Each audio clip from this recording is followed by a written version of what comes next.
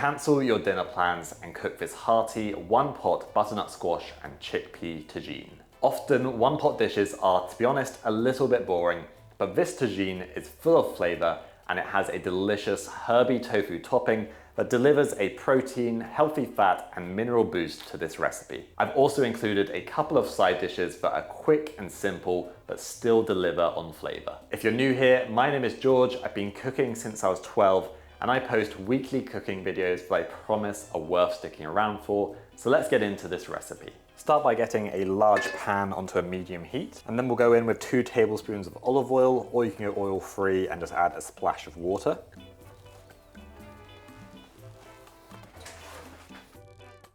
So I've just sharpened this knife with a whetstone and it is leafly sharp, which is great. Having a sharp knife makes cooking so much more enjoyable. There's nothing worse than using a blunt knife. So either get yourself a whetstone and learn how to use it. There's lots of videos on YouTube. Or you can get your knife sharpened by someone professionally. It usually doesn't really cost too much, maybe just a few quid. I quite like using one of these dough scrapers. It's quite useful for just picking up your ingredients and not damaging your knife. And then we'll go in with our onion once the oil is hot. These long pointed peppers are lovely and sweet, really nice. Now you may think that local produce is always best, but that is not always the case. For example, these red Romana peppers are imported from Spain. They come over in a truck and they use considerably less carbon than the UK grown ones, which are grown in heated greenhouses. I just remove the seeds and this white part, which can be slightly bitter. I'm cutting these peppers fairly chunky as this is a nice hearty stew and I don't want them to sort of disintegrate too much. I'd like them to still have a little bit of texture left by the end of the cooking process. The red pepper. So I've got a butternut squash, but you can use any squash that you like, and we're simply going to peel it. I won't be roasting this squash first, so the peel won't be particularly edible, so that's why I'm going to be removing it. If you've got a good peeler, then this won't be too difficult to do. Should come off quite easily. But if your peeler isn't very sharp, you can poke a few holes in the squash with a fork and microwave it for a few minutes, and this will soften up the skin for you. Just make sure to leave it for a few minutes after microwaving it so that it's not too hot to handle. So whenever you're prepping a vegetable, you want to make it safer to handle. So at the moment it's rolling around, it's not particularly safe. So we're going to separate the bulb from the neck of the squash. Ooh, that took me by surprise. Knife is definitely sharp. We'll deal with the neck first. We're just going to remove this top little bit here. And then this is still rolling around, not particularly safe. So we're going to cut this in half first. And then now we can stand it onto a flat edge, which is really nice and safe. And we're simply going to cut this into bite-sized pieces. Good morning, Poppy. Good morning. You got your little pink toy.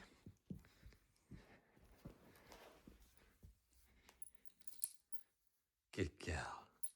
Good girl. And then for the bulb, really simple, we're just going to cut off this little dry bit at the end. And then to cut this in half, put your knife in the middle, make a bridge with your hand over the top, and just slice down through. And then you can now just easily scoop out the seeds. And then once you've got your half, you can cut that in half again, and then we can cut this into chunks just like we did with the neck. And don't worry if you've got bits of squash which are a bit smaller than the rest. They're just going to disintegrate into the sauce and make it really lovely and creamy. And the butternut squash. And then we'll turn up the heat to high and try and get some nice color on these vegetables, which will add sweetness and depth of flavor to this tagine. Now I know a few of you have been telling me I need to replace this pan as it's been scratched quite a bit, and we're definitely in the process of doing that. Switching to stainless steel or cast iron is definitely the way to go. I'm going to add a nice pinch of salt to this. I always like to season the dish throughout the cooking process, as it does have an effect on the ingredients, drawing out moisture and creating caramelization. You also don't want to dump in a load of salt at the beginning, as when the stew reduces, it's going to concentrate in flavor and then it will be too salty. And if you can resist, don't stir it too much, as we want to develop a nice caramelized crust on the vegetables. I love to use whole cinnamon sticks in this kind of stew, as it infuses a really nice mild flavor compared to adding ground cinnamon, which can be a little bit full on for my preference. While this cooks down, I'm going to add a cinnamon stick, and that's going to start to infuse its flavor into the dish. Also going to add 2 bay leaves. For the garlic, we really don't need to chop it too finely. I've just crushed these cloves and then I'm just going to quickly slice them. They'll be slowly cooked into the stew, so they'll be lovely and sweet and mellow. So the vegetables are starting to caramelize and soften. We're now going to add in some garlic. Then just a little bit of fresh ginger. I love to add fresh and ground ginger to my tagines. The fresh ginger adds more of a sort of fiery, fruity kick, and then the dried ginger adds more of a sort of warming, spicy note to the dish. Hello, Mitzi. Are you enjoying that sunrise?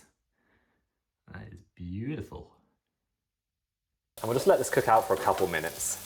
Another reason to add salt at the beginning of the cooking process is that it takes time to penetrate into the ingredients, especially larger ingredients like the butternut squash. Next to go in is a teaspoon of Harissa paste, mainly because I am a Harissa addict. It's quite a serious problem actually.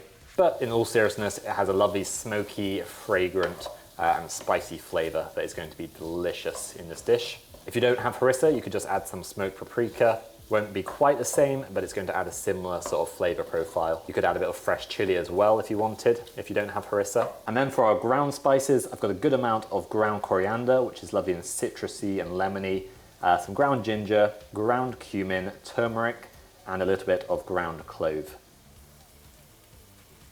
Did you know that when you add spices like turmeric or cloves, you're not only adding lots of lovely, fragrant, warming spice to the dish, you're also helping your body. Spices can reduce inflammation, improve your gut health, help with blood sugar control, and even support your immune system. So I always love to add spices to a recipe when I can. This is smelling absolutely incredible already. Really nice. So now we just add in all of the rest of the ingredients, starting with some vegetable stock. Chopped tomatoes.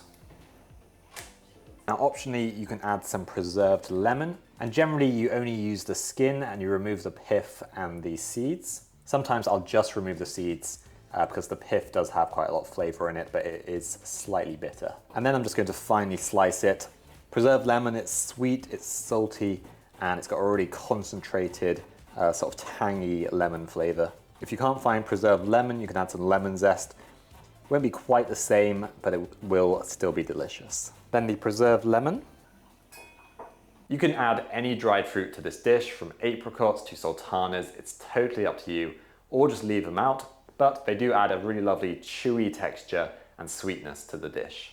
My preference is to use dates. They have a lovely caramelly flavor, and I find them less sweet than something like apricots. For the dates, I'm just going to roughly slice them. I like to keep everything fairly chunky in stews like this because it's all going to cook nice and slowly. And if you make it too small, it will just sort of disintegrate into the stew. And I still want to get some of the texture from these ingredients. The dates or a dried fruit of your choice, and the chickpeas. Then we're going to add a good grating of black pepper. I tend not to add it at the beginning of the cooking process as it can burn and lose a really nice sort of potent pepperiness. And we'll just bring this to a simmer and we'll only cook it for around 5 minutes before transferring it to an oven-proof dish. And then we're going to top it with that incredible tofu, herby tofu crumble. Of course, if you have an oven-proof pan, then you can cook it on the stove and then just put it straight into the oven. So I've just let this simmer for about 8 minutes, I'd say, just to sort of thicken it up a little bit and get it started before we put it in the oven with the tofu crust. You want to get this seasoned properly now because you won't be able to adjust it once we put on the tofu. So I'm going to add some lemon juice first, which will balance out the flavors and just bring a little freshness to the dish. Just going to add a small pinch of salt because we have been seasoning it throughout the cooking process, so it is nearly there. And then I'll transfer that to an oven-proof dish and we'll get started on the herby tofu crumble. For the tofu crumble, you guessed it, we're going to crumble in some extra firm tofu into a bowl. I'm using extra firm tofu, but you could use firm tofu.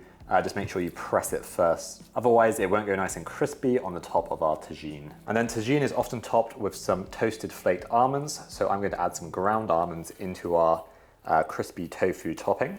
Next, we're going to add a really nice selection of fresh herbs. I've got coriander, mint, and parsley. We've got a few stalks in the coriander and the parsley, that's absolutely fine. But for the mint, you don't want them because they're quite woody. And I'm just going to bundle these all up into one nice pile and then roll them into a sort of tight bunch. And then once you've got it into a nice tight bunch, we can finely chop them. Having a nice sharp knife is important here so that you actually slice the herbs rather than just sort of bruising them. Because if you bruise them, all the nice flavor will go out onto the chopping board instead of into your food. This will give the tofu crust a really lovely herby vibrant flavor. And then last few ingredients, we're going to add some corn flour to help it get nice and crispy, some harissa for that lovely smoky flavor, or you can use some smoked paprika, and some ground cumin. And as always, a good grating of black pepper, and a pinch of salt to season. Let's go with 2 pinches, quite a lot of tofu in there. And then you just want to give it a good mix up. You can either use your hands or a spoon, it's up to you. And then nearly forgot, we're also going to add a tablespoon or 2 of olive oil. This is once again going to help it get nice and crispy. And it's going to give it a nice sort of mouthfeel, make it really nice and luxurious. So we're just gonna mix this all through and then we'll get it onto the tagine. Okay, time to top the stew with that lovely herby tofu crumble. I'm actually going to remove this cinnamon stick as I think it's got enough cinnamony flavor for now. And we'll get this tofu crumble over, just simply sprinkle it on. Try to get it nice and even.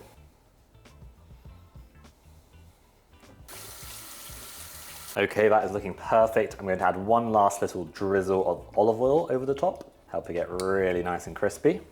Okay, that's going in the oven for about 15 to 20 minutes. I may switch it to grill to get it really nice and crunchy afterwards as well. So for the side dishes, we're going to make a simple quinoa. So I'm adding some rinsed quinoa to a pan and then some water. It's important to rinse the quinoa to remove the sort of bitter coating. I believe it's called saponins, the coating. And I'm going to season it really simply, just with a little turmeric and some ground cumin. Add in a small pinch of salt, give it a little swish around to get the spices and salt distributed nicely. And then we'll bring that to a simmer and cook it for 15 minutes. And while the quinoa cooks, we're going to make a quick and fresh carrot salad. And then to the carrot, I'm going to add some lemon juice, some fresh coriander, but you could use mint or parsley, touch of pomegranate molasses, which adds a really lovely tang, sweetness, fruity flavor. And then a small pinch of salt and a small crack of black pepper. And just give it a quick mix, and that's a really nice, vibrant and fresh salad to go over the warming stew. You could do this with other vegetables such as courgette, parsnips, celeriac. They'd all work quite well, or even beetroot. Okay, so the water has all absorbed from the quinoa.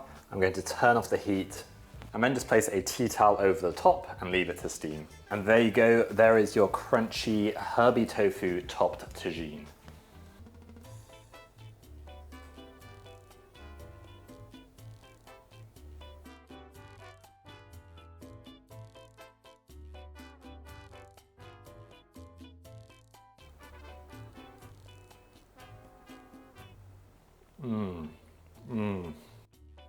Really lovely. Really nice and comforting. The squash is just falling apart, and then you've got really nice warm spices coming through. The crispy herby tofu topping. The bottom part of the tofu is sort of juicy and chewy, and then the top bit is really nice and crispy. And then some nice fragrant and fluffy quinoa on the side, and that really vibrant, refreshing carrot slaw just really completes this dish. Really easy to cook, and you can do it in one pot. If you don't do the quinoa and the carrot, it's still a really nice sort of complete dish. So give this a go and let me know what you think. Thank you so much for watching. If you're looking for some more plant-based cooking inspiration, check out this video.